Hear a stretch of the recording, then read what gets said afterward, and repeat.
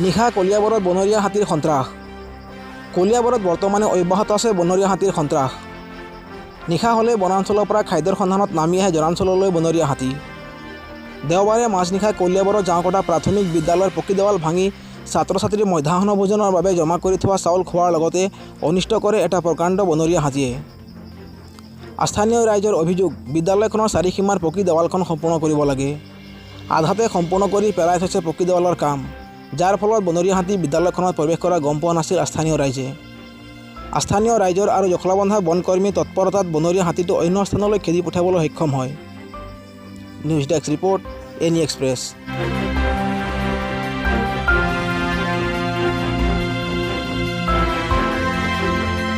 ধৰক 12টামান বাজিছিলে ৰাতি 12টা বজাত মোৰ লগৰ এটাই ফোন কৰিছে মোক। মই গোটেই দিন গাড়ী চলাওঁ, ভাগৰি আছোঁ, বাগৰিছিলোঁ, টোপনি গৈছোঁ পূৰা।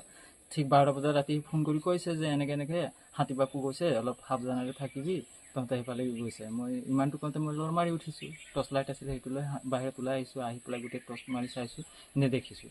তাৰপিছত ঠিকেই স্কুলটো আমাৰ এই জাঁওকটা প্ৰাথমিক বিদ্যালয় আমাৰ ঘৰৰ ওচৰতে। তো আহি পেলাই স্কুলটোৰ ওচৰত মই ৰৈছোঁ, তিনিআলি আছে তাতে। তো তোকে এইফালে কেনেকৈ মোৰ চকুটো ফুৰাই চাওঁতে মানে দেখি পাইছোঁ আৰু একদম কাণ চান থিয় কৰি আমাক খেদিব লৈছে মানে। তো আমি দুটাই আছিলোঁ, দুটাৰ পিছত আমি পলাই গৈছোঁ, আমাক খেদি গৈছে, আমি পলাই গৈছোঁ। পলাই যাওঁতে পিছত আৰু তাক কৈছোঁ বৰ দেই, নগলেতো দিগদাৰ হ'ব, স্কুলটো কেলে আমাৰ নিজৰে হয়, চাউল গোটেই সোপা চাউল খাই দিলে পিছত কি হ'ব, স্কুলীয়াকেইটা কালিতো বন্ধ আছে, আপোনাৰ মঙলবাৰৰ পৰা স্কুল বহিব, তেতিয়াৰ পৰা ল'ৰা ছোৱালীকেইটা কি খাব বুলি। তো দুটাই আহিছোঁ, সাহস কৰি আহি পেলাই তাক অলপ চিঞৰ বাখৰ লগাওঁতে লৰ মাৰি ওলাই গৈছে।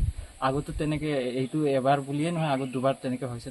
আগত আমি ছাৰৰ ওচৰত গৈ কৈছোঁ, তাৰপিছত এই আমাৰ ছেক্ৰেটাৰী প্ৰেচিডেণ্ট আছিলে, সিহঁতে ফৰ্ম ফিল আপ কৰি কিবা এইটো আপোনাৰ ফৰেষ্টৰ ডিপাৰ্টমেণ্টত দিয়া হৈছিলে। সিহঁতে একো তেনেকৈ তদন্ত ডিচিশ্যনো লোৱা নাই, একো হেৰি কৰি দিয়া নাই। তাৰপিছত আমি বাউণ্ডেৰী ৱালখনৰ কথা কৈছিলোঁ, বাউণ্ডেৰী ৱালখন একফালে আধা বনাই পেলাই এৰি থৈ দিছে। আৰু বাউণ্ডেৰী ৱালখন থাকিলে আপোনাৰ অলপ ভাল হ'লে হয়, ইমান এটা হেৰি কৰিব নাপালে হয়। সিহঁতে বাউণ্ডেৰী ৱাল ভঙা মানে আমি গোটেই গাঁৱৰ ৰাইজ গম পালোঁ হয়, তেতিয়া আহি আমি অলপ কিবা ব্যৱস্থা কৰি তাক চাইড কৰিব বিচাৰিলোঁ হয়, খেদিব পাৰিলোঁ হয়। এতিয়া বাউণ্ডেৰী ৱাল নথকাৰ কাৰণে ডাইৰেক্ট আহি যোনটো স্কুলৰ মানে আমাৰ স্কুলখনত যোনটো ছাইডত চাউল থোৱা থাকে, গুদাম ৰুম হয় সৰু মৰু, সেইখন আহি পেলাই ভাঙি পেলাই চাউল 5-6 বস্তামান আছিলে চাগে। এখন কি বুলি কয়, তাৰপিছত এইখিনি চাউলকেইটা উলিয়াই খাইছে, খাই পেলাই তাৰপিছত আৰু ইয়াতে ৰৈ আছে। পিছত আৰু আমি চিঞৰ বাখৰ কৰোঁতে দুটাই মানুহো নাই, পিছত লাহেকৈ ওলাই পেলাই গুচি গৈছে। হাতীটো কাজিৰঙাৰ পৰা ওলাই আহে। তাৰপিছত বাউণ্ডেৰী ৱালখন থাকিলে আমাৰ সেইটো এটা সুবিধা হ'লে হয়। তাৰ বাউণ্ডেৰী ৱালটোৰ কথা কেলৈ কৈছোঁ, আমাৰ স্কুলৰ আগফালে এটা পুখুৰী আছে, পুখুৰীটোৰ কাৰণে মানে আমাৰ সৰু সৰু ল'ৰা ছোৱালী ইয়াত পঢ়িব আহে। যেতিয়া স্কুল বহে তেতিয়া আমাৰ গাঁৱৰ মানুহে কি কৰে, ৰাস্তাটো মানে ইফালে ৰাস্তাত ফুৰি থাকিব লাগে, তেনেহ'লে সৰু ল'ৰা ছোৱালী হয় না, কোন কাহানিত যদি গৈ সোমাই যায় ক'ব নোৱাৰি। আমি সোমালে তাত ঠাও নাপাওঁ।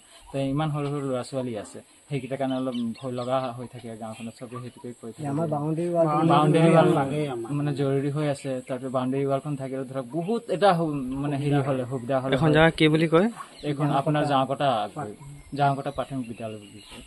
মোৰ নাম হ'ল দিবাকৰ মাহাতো। তো মোৰ ঘৰটো স্কুলটোৰ ওচৰতে মানে, সেইকাৰণে মই ৰাতি মানে ময়ে ওলাই আহিছোঁ প্ৰথমতে। আৰু তেনেকৈ ফোন কৰিছোঁ, সিহঁতে ঢেৰ ৰাতি আছিলে, সিহঁতে দাদাহঁতে আছিলে, সিহঁতৰ ঘৰৰ অলপ আউটততো আহিবলৈ অলপ সিহঁতৰ দেৰিও হৈ যায়, দিগদাৰ হৈ, বাটটো অলপ বেয়া মানে, সেইটো কাৰণে সিহঁতে ৰাতি ওলাই নাহিলে, ৰাতিপুৱা আহিছে।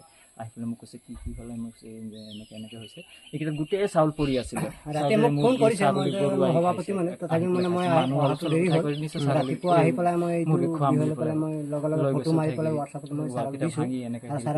ফোনো কৰিছোঁ মই। ফোন কৰাৰ পিছত ছাৰে আৰু এতিয়ালৈকে আহি পোৱা নাই, কৈ আহিম কৈ আছে। মই ক'লোঁ ছাৰ সোনকালে